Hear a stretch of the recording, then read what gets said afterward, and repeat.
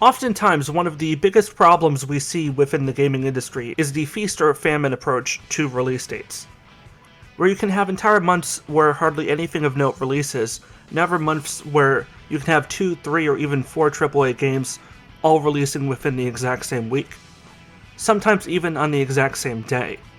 And this is the case with Hood Outlaws and Thieves. I have no idea why Focus Home Interactive decided to publish this game on the exact same day as Resident Evil Village, and the end result was exactly what you figured it would be.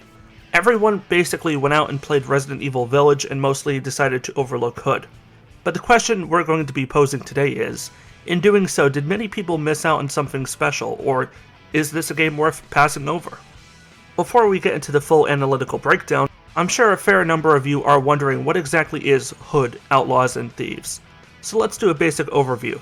Hood Outlaws and Thieves is a team-based PvPvE game, short for player versus environment, where 2 teams of 4 players each compete to be the first to complete a trifecta of objectives, while simultaneously attempting to sabotage the enemy team's chances of interfering by maintaining dominant or potentially exclusive control over a handful of control points close to the main objective, which also function as additional spawn rooms for whichever team holds that point.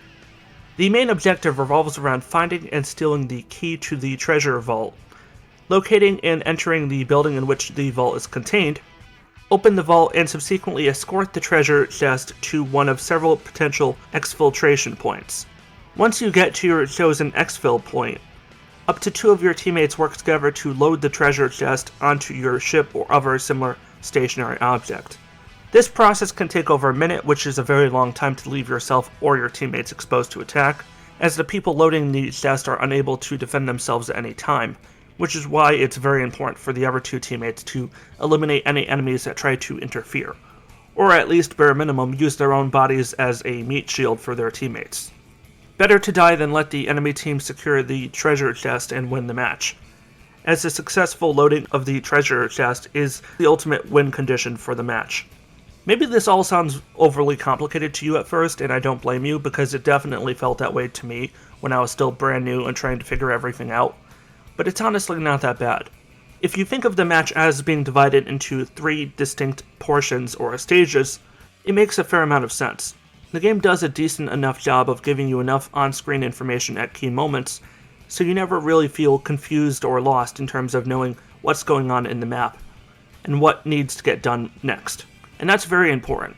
If your game is at all tactical in nature, you need to give players the right amount of useful information without simultaneously cluttering their user interface unnecessarily.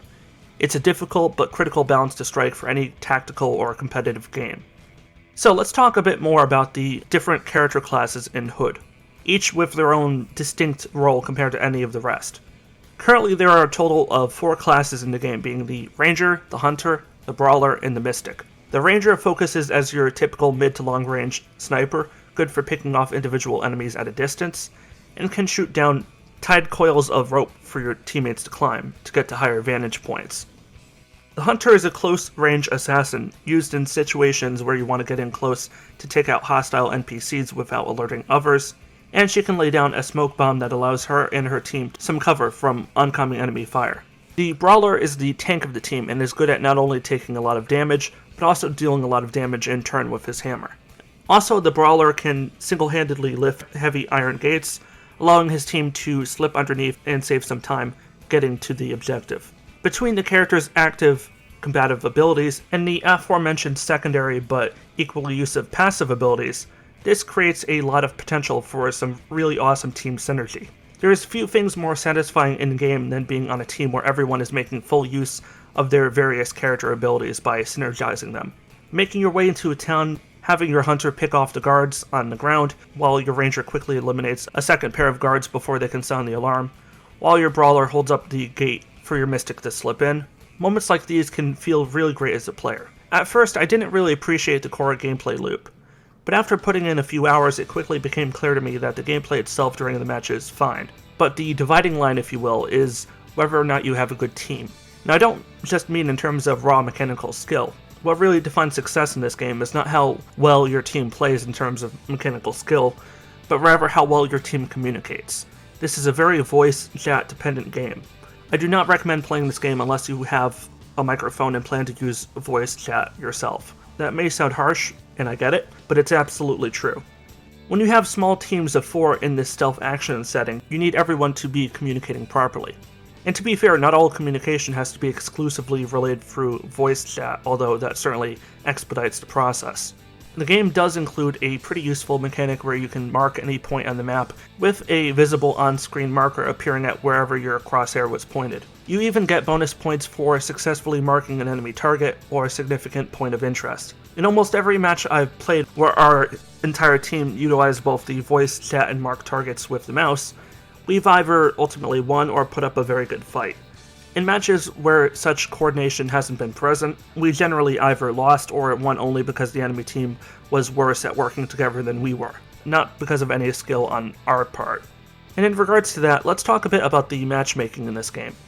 Sadly, this is where the game gets more than a bit problematic, and I do not mean that in a Twitter sense. The team balancing is absolutely dreadful in Hood, to the point where I have to speculate whether it even exists at all. I've had many games where on one side you have a bunch of players that range from account level 1 to 30, while on the other team, everyone is level 70 to 99. From what I've observed, the game just applies a first-come, first-serve approach to matchmaking, where it just grabs whoever's looking for a game, with the only preference being that all players exist within the same server region, for stability reasons. Once the game finds 8 players, it never bothers to move them around to form the most balanced team. It just immediately starts the countdown and throws you right into the match. Needless to say, this is an insanely stupid and lazy idea. The one upside to this insane lack of skill-based matchmaking, or rank-based matchmaking, is that queue times, the time spent waiting as the game tries to find you a match, is very short. I think the longest I had to wait was maybe 2 minutes or so, which really is not all that bad. Most times I'd be able to find a match easily within 30 seconds or so, which is really impressive since this game doesn't have that many eyes on it at launch. One of the things that really helps accelerate the process is the fact that, by default, cross-platform play is enabled. So whether you're playing this on PC, PS4, Xbox, or whatever other platforms this game might be on, it looks like everyone's able to play the game together, which is great. I'm loving this trend towards cross-platform play in a lot of games. It's not something that will necessarily work for all games, like first-person shooter games, for example, where one platform, namely the PC platform, holds significant advantage over the consoles in terms of how easy it is to aim with the precision of a mouse compared to a controller, which is why most competitive shooter games tend to not enable crossplay for PvP modes. But for a game like Hood, which is fundamentally very different from those kinds of games, in the sense that it doesn't rely so strongly on mechanical skill or accuracy, but rather teamwork, cooldown management, tactical awareness, etc., this isn't really an issue. Now, I did touch on the whole player leveling system in regards to the aforementioned matchmaking system, but I do want to expand on that a little bit. As you play, you earn XP that goes towards your account level. Additionally, you also generate in-game currency that can be used for either character or camp leveling. If your team wins the match, you earn more currency. If you lose, you get some, but not nearly as much. One of the main variables in this equation is how much you personally contributed towards eliminating hostile NPCs and players. I've had a few matches where my team ultimately lost, yet I walked away with mostly as much currency I would have gotten had I won. But that's because I generally go out of my way to eliminate as many NPCs as humanly possible without inherently losing sight of the main objective. I'm not sure why a stealth-based action game goes out of its way to openly incentivize players to eliminate as many NPCs as possible, as it seems entirely in contrast with the intended playstyle, but whatever. Personally, I prefer the Hitman series approach and just applying a flat negative score penalty per unnecessary kill. It's one thing to reward players for taking out specific guards or enemies that have spotted them and plan to immediately raise the alarm. Players should be rewarded for their fast response time to immediate danger, but not to the extent where you're depopulating an entire town and getting rewarded for it. By upgrading your character, you unlock new character skills that can be quite useful. For me, playing as the tank hero, I unlocked a primary trait that increases my health pool, and a second one that increases the damage of my primary attack, at the cost of negatively impacting how quickly I build up my ultimate ability. I was a little disappointed with the lack of any meaningful skill tree. I understand that in a PvP game it can be inconvenient to the development process to have to constantly balance potentially dozens of different potential skills across multiple characters, but I don't think the solution should be, or even necessarily has to be, simply gutting the entire experience and reducing it to simply picking one out of a handful of options, most of which you can't unlock until you spend dozens of hours progressing in the game. At some point, if you excessively streamline your character's skill options and overall UI, it almost begs the question why you even created these abilities in the first place. Cosmetics are a thing here that you can unlock if you want. Personally, all the character cosmetics for the most part looked pretty generic to me. The weapon cosmetics are okay, but in both categories the number of cosmetics is fairly low, which is very disappointing. What good is free in-game currency that I unlock every game if the game doesn't give you anything interesting to buy with it?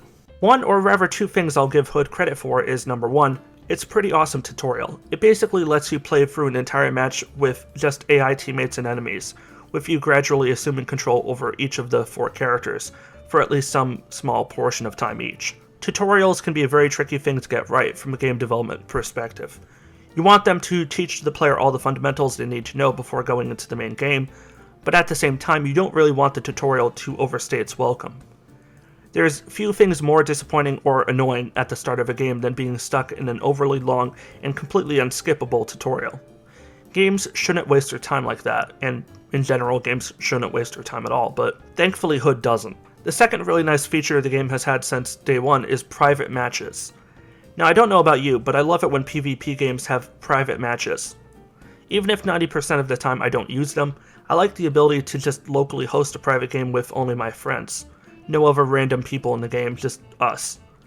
This is a feature I've made extensive use of in games like Overwatch or Dead by Daylight, and I would be more than happy to use here, assuming any of my friends inevitably get this game, which the odds of that happening I think are probably not high. While I was planning out this video, I was doing some digging on what the developers have in mind for the future of this game, since it is your typical live service type game, and I am a little worried about Hood's post-launch roadmap. There's tons of plans for simple stuff like new cosmetics and all that, but for the next year or so, the developers have plans to only add 1 new character class and 1 new map, both being added within the first 6 months, so beyond that point, the community will have to wait at least 6 or 7 months before there's even a renewed possibility of getting additional meaningful content. If you compare that to any other hero-based game, you'd see how embarrassing that is. I've verbally castrated games like TF2 and Overwatch for starving their community in terms of meaningful content updates. But even those games at their worst get more content in a year than this game plans to provide in its first year. And when you don't add new content and just focus on milking the community for money with cosmetics, you risk having the player base leave and seek out other more supported games. The whole concept of microtransactions and live service games is a give and take. If you provide enough worthwhile content for the community, preferably for free, the community will usually be more than willing to keep you afloat via microtransaction purchases. But if you don't give them any additional value, good luck trying to keep your players from ditching you at the first opportunity. Overall, Hood Outlaws and Legends gets a lot of things right, and credit should be given where it's due. It can be an incredibly engaging and entertaining game, doubly so if you've got your own 4-man squad to play with. But its unbelievably terrible matchmaking is without doubt the game's biggest flaw, followed up with the incredibly unremarkable and arguably downright insulting character progression systems, both in terms of skill unlocks and cosmetics. But if you set these issues aside, this is a game I'm more than happy to cautiously recommend. Emphasis on cautiously. It's just good, honest fun, and in 2021 I think we're more than entitled to that. On that note though, that's where I think I'm going to wrap it up for today. As usual, if you enjoyed this video or found it informative, please do be sure to give this video a like, share it around, and definitely let me know what you think in the comments section down below. Is Hood likely to be a game you yourself would want to play, or is it something you, like a lot of people at day one, are probably going to pass over? I'm curious what you think. We don't all have to agree. I love having healthy and vigorous debate in my comment section, but as long as we keep things fairly civil, I'm more than happy. If you want to support the work I do in the channel, subscribing and clicking the bell to opt into getting all notifications would really help. YouTube doesn't make it easy for people to find my videos, and it takes maybe 2 button clicks to subscribe and enable notifications. It's a little effort that can go a long way, plus it'll make you one of the first people to know when a new video has gone live. My goal is to cross over 2,000 subscribers by the end of 2021, and if I meet that number I plan to donate $100 to the Team Trees nonprofit initiative, a group dedicated to reducing our carbon footprint and actively attempting to limit the extent of global warming by repopulating millions of trees in deforested areas. I like the idea of as I grow and hit certain milestones, I give back to the rest of the world. If you want to join me in donating, great, but all I ask really is that you subscribe and help me inch closer to fulfilling my pledge. Either way, thanks for joining me, as always. This is WarriorDan signing out. Stay awesome, everybody. Stay safe and peace out.